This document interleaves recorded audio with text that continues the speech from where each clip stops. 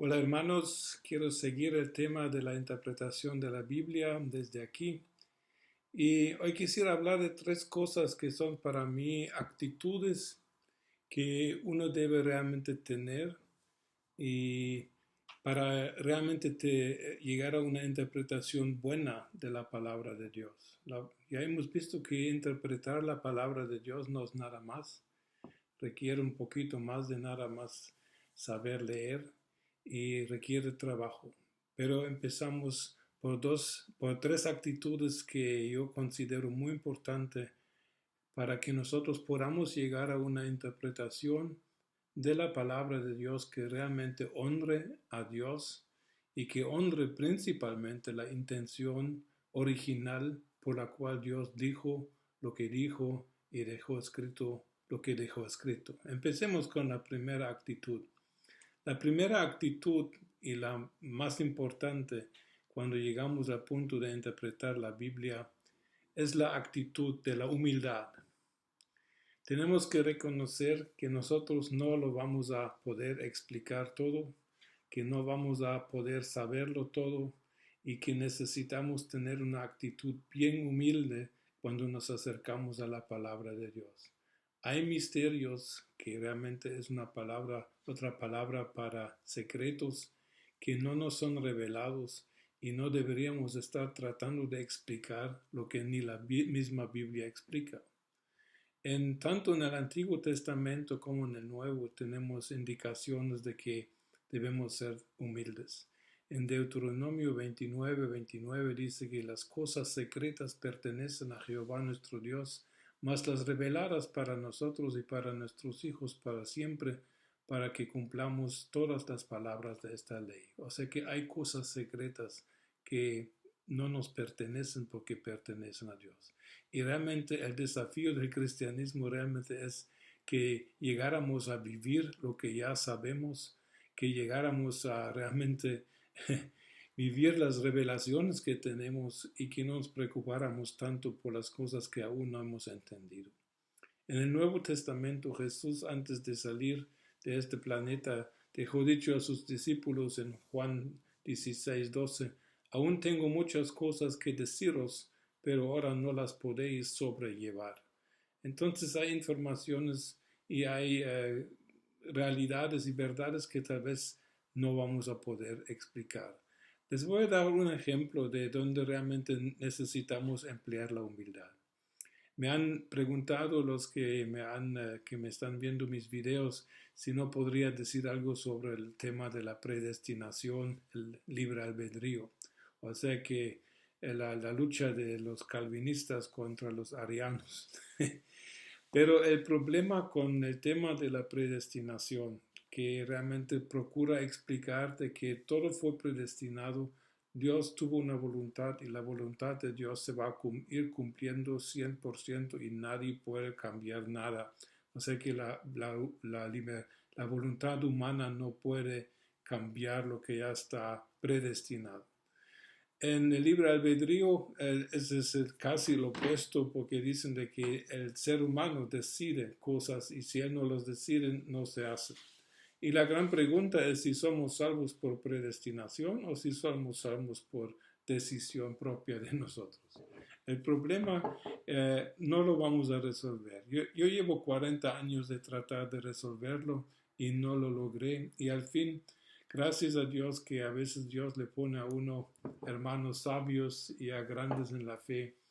Y un hermano muy querido ya está con el Señor, el traductor de la Biblia, David Ekström de Guatemala. Él me dijo una vez: sabes, Hans, cuando la Biblia enseña la predestinación, yo predico la predestinación, y donde la Biblia enseña el libre albedrío, yo predico el libre albedrío. Porque el hecho es, hermanos, la Biblia enseña las dos cosas y las enseña como paralelos. Para nosotros no nos cabe en la cabeza esta dimensión. ¿Cómo puede ser que tanto la predestinación como el libre albedrío pueden ser verdades?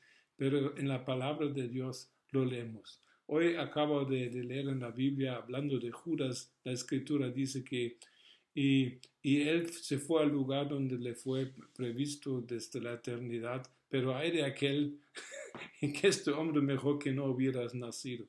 O sea que en un mismo versículo se reúnen las dimensiones de la predestinación y la del libre albedrío. Tenemos que reconocer las dos cosas son verdades y Dios no tiene un problema de presentarnos las dos cosas sin que Él sienta que se esté contradiciendo. Aquí, ¿qué necesitamos? Necesitamos reconocer humildemente que no vamos a poder explicar eso a nivel humano nada más. Tenemos que confiar en Dios y ser humildes de corazón. En un libro que leímos hace muchos años, el gran teólogo J.J. Packer dijo, para explicar el misterio de la predestinación y de la voluntad humana, él dijo, bueno, la luz físicamente se puede explicar como partículas, pero también se puede explicar como ondas. O sea que hay pruebas científicas que dicen que la luz consiste de partículas y la luz consiste de ondas, pero pueden ser las dos cosas. Pues en la física sí. ¿Y cómo no podría ser de que las dos cosas son verdaderas, de que hay una predestinación, pero también hay un libre albedrío? Yo pienso que humildad es la que aquí nos ayuda. La segunda actitud que necesitamos para llegar a buenas conclusiones en nuestra interpretación de la palabra de Dios es la actitud de la diligencia. Todos hemos oído de los famosos hermanos del lugar de Berea y de los de Berea en Hechos 17 del 10 al 11 dice, y Berea ellos habiendo llegado entraron a la sinagoga de los judíos y estos, hablando de los de Berea, eran más nobles que los que estaban en Tesalónica, pues recibieron la palabra con toda solicitud, escudriñando cada día las escrituras para ver si estas cosas eran así. Así aquí vemos en los bereos una diligencia para escudriñar las escrituras y no nada más aceptar todo tipo de enseñanza, sino de comprobar toda la escritura para llegar a una buena interpretación. Y también la diligencia se nota en un consejo que en 1 Timoteo 5:17, allá Pablo escribiendo dice a Timoteo, los ancianos que gobiernan bien sean tenidos por dignos de doble honor, mayormente los que trabajan en predicar y enseñar. Esta palabrita trabajar en la enseñanza, en la predicación, en griego es la palabra copiao.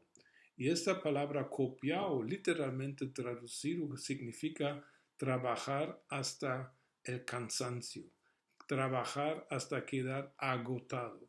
O sea que no es nada más trabajar y después no estar bien cansado, sino que trabajar en la predicación y trabajar en la enseñanza es un trabajo que le va a agotar a uno. Eso es diligencia.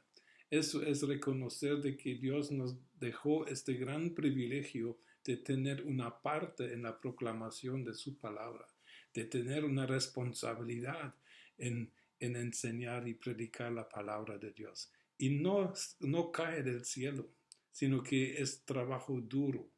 Solo para recordar, ¿cuánto tiempo te va a llevar leer toda la Biblia?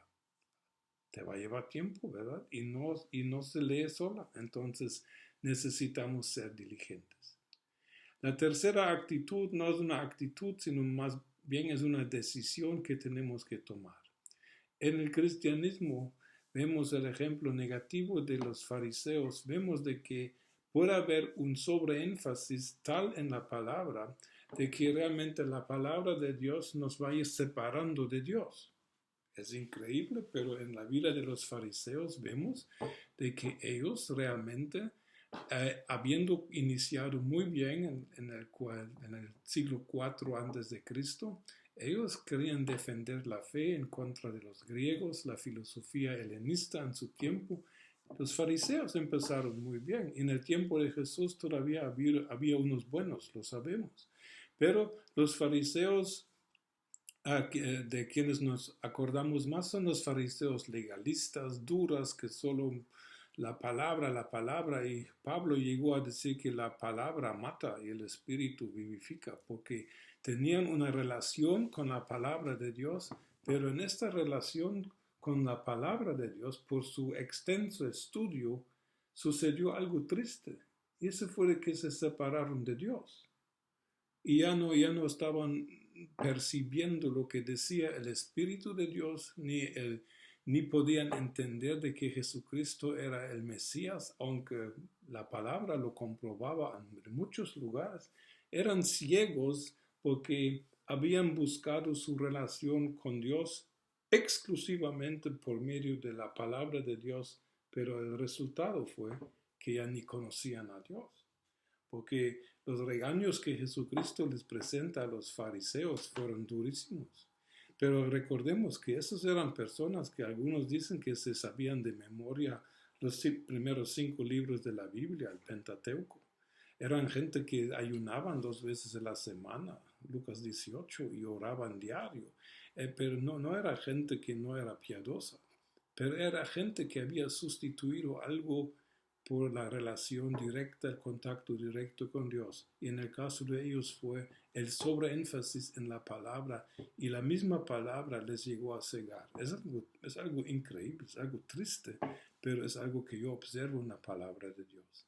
Y por eso en Jesús dijo, donde Jesús dijo en Juan 16, 12, de que no todas las cosas podríamos llevar, pero inmediatamente después, Juan 16, 13 al 15, Jesús dice, pero cuando venga el Espíritu de verdad, Él os guiará a toda la verdad, porque no hablará por su propia cuenta, sino que hablará todo lo que oyere, y os hará saber las cosas que habrán de venir.